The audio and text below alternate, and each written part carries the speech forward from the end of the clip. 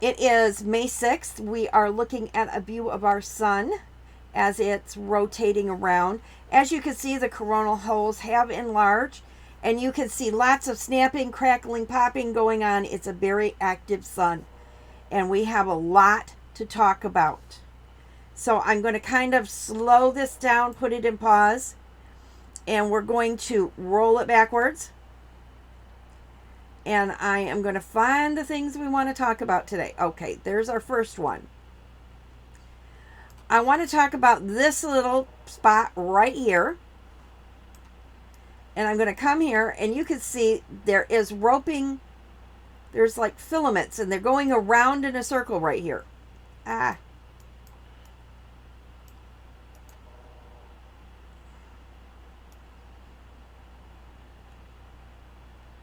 They're almost going around in a ring. And as I pull this forward and toggle it, you can begin to see some of the filament or the loops break away from the sun. They're losing the gravity, and they're able to break away from the sun, and they're lifting off there. Okay, and then we're immediately going to jump down here and focus on this region right here. And you can see all this activity right here. Look at these loops and these filaments that are all over the place down here. And I want you to watch how they're moving and how you can just see the electricity move down the loops. Okay, now we're going to go right up into that sunspot region. Right here. Into 96. Right here. I want you to focus your eyes right in this area. This is 93. This is 96. And again, you saw a little bit of a breakaway. Little bit breaks away. And pops back down into another looping filament and a reconnection. And we're going to carry it forward. And there it goes again. It's going to pop off. It's got enough activity. A field line twists. And you can almost see the twist right here. If you're looking carefully, you can see. Oh, no. Where is it? Right there. Oh. Bugger. It's not letting me get where I want it. Okay, there you can begin to see the loop lines and the reconnection right here. You can almost see this loop twisting right here.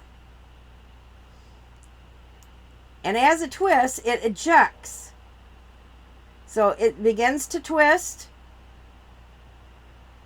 And as it twists, it lifts off. Let me find it again. There. As it twists, it lifts off, snaps, ejects the plasma, and then reconnects down into filaments, the looping lines. So your magnetic comes back and loops back in. Now, the next spot we're going to watch is right here at the tornado.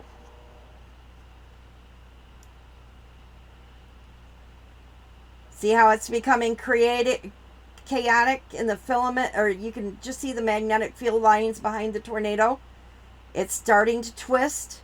You can see it twisting, and it's snapping and breaking, and right here it's creating an explosion, and there it's lifting off.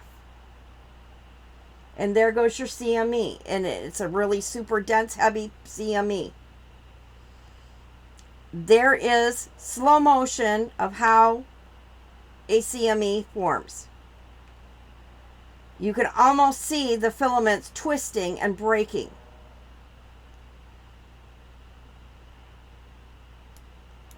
And if I'm not mistaken,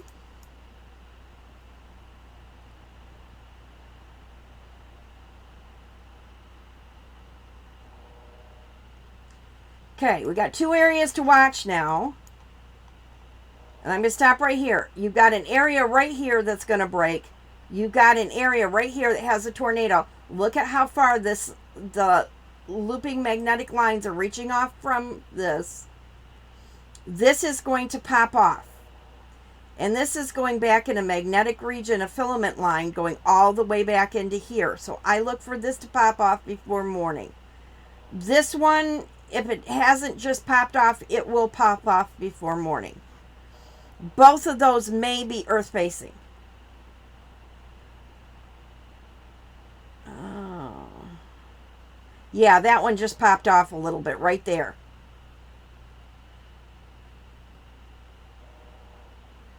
So, but I look for this area up in here to pop off by morning. So that is our sun right now. Jumping over to our sunspots real quick. Everything is down to beta class or alpha class. We've lost our delta class or beta delta on this one. It's spreading out.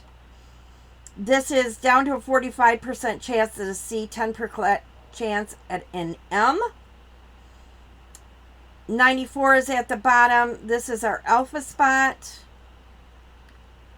This is our 3296. This is the one you want to watch. This has an opposite polarity, and this is very unique. This sunspot is a different magnetic polarity than all the sunspots around it. And so it's really ramping up the electrical activity in the regions around it. And that's why I said that roping filament that I look for to come off is right up here, coming across the top of these two spots. So I look for that to destabilize in the next few hours into this morning. We have a 70% chance at a C, 35% chance at an M, and an X class is not out of the question. It is at a 10% chance. 3297 is tucked down underneath and behind the 96. It has done a C class flare and probably one of the longer duration C class flares. 65% of a C's, 25% chance of M class flares out of this. We're going to jump over here. This is what really is going to make a difference. And this is over the last 24 hours. We have a real quick C followed by a very long duration M class flare. That is really going to change the activity that we're going to get. That is probably the big driver of the G2 storm because it's such a long duration flare. Behind it, we have another quick M class flare followed by a longer duration C class flare, a medium class or a medium length C class flare, but we're going to watch what happens over the night because I think we're going to see some bigger things happen overnight that is going to continue out the activity. We have had 9 CMEs.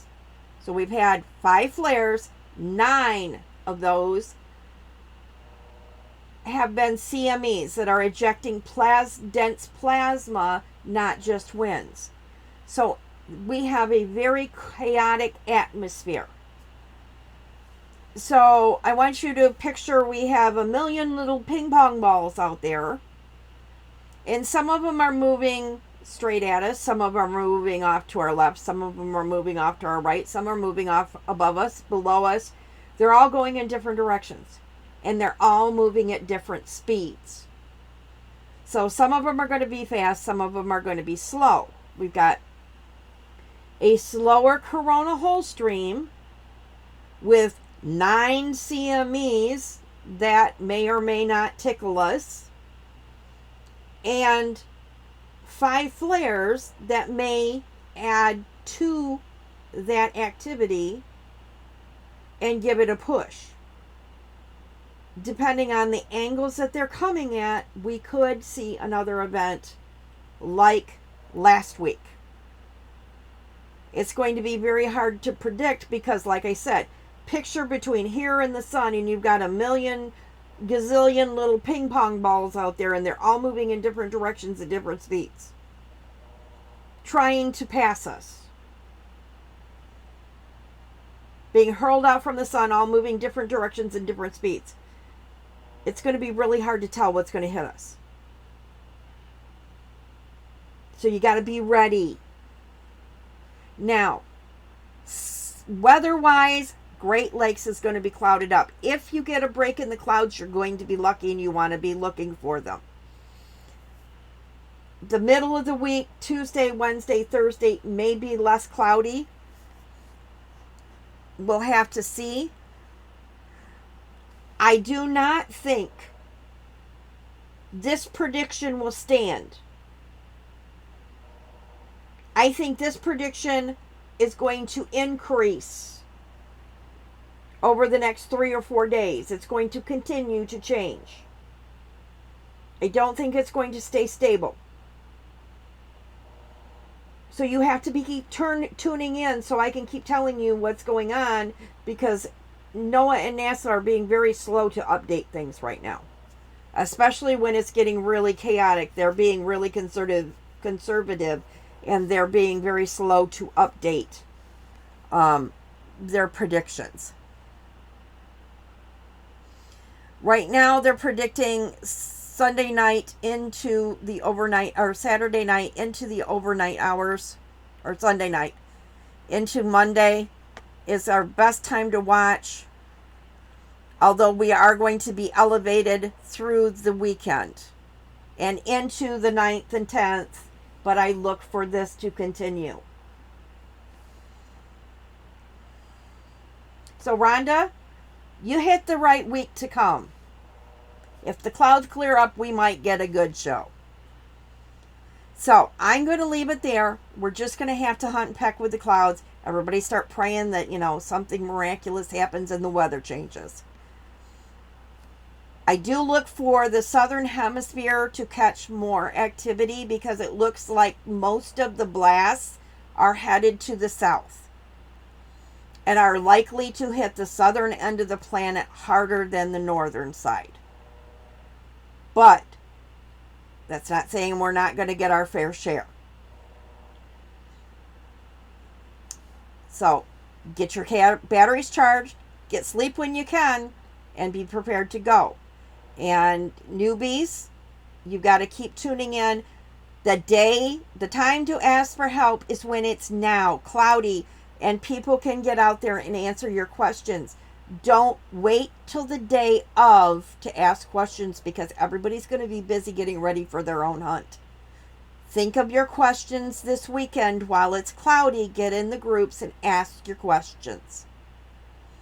There's going to be lots of people to mentor you if you ask your questions beforehand. But if you wait till the day of, then people are going to be busy getting their own stuff around, and they're not less likely to answer you. So think ahead. Sit down and make a list of questions now and get them into groups. Happy hunting, everybody.